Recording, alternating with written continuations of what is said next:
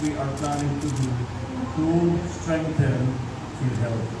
I think today we can announce that alam ninyo nung kinuha ng Department of Finance yung 60 billion na pera ng PhilHealth na hindi naman nagagamit ay dinalang sa national government.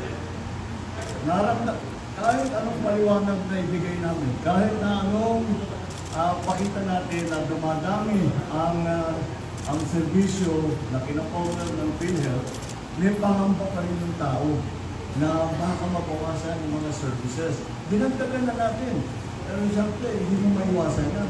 Iba yung ibang usapan ito. We're talking about life and death issues here for people. So you cannot blame them na may pangamba sila na baka sa pagkuha ng 60 billion na dinala nga sa national government ay baka mabawasan ang services.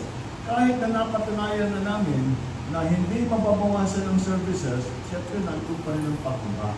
So I'm happy to be able to announce dahil sa ating mga ginagawa, siguro alam naman din ng lahat, yung mga savings natin na bago na galing sa iba't ibang departamento but mainly from Department of Public Works and Highways, yung 60 billion na yan, ibabalik na natin sa PhilHealth.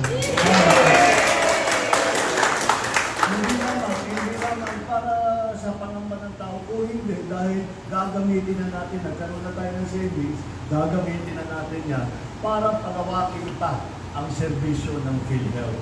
Kaya yan po ang aming patuloy na iginagawa para ating mga kababayan ay maramdaman naman nila na ang pamahalaan, ang DOH, lahat mga health workers, ginagawa ang lahat upang yung kanilang kalusugan at ang kanilang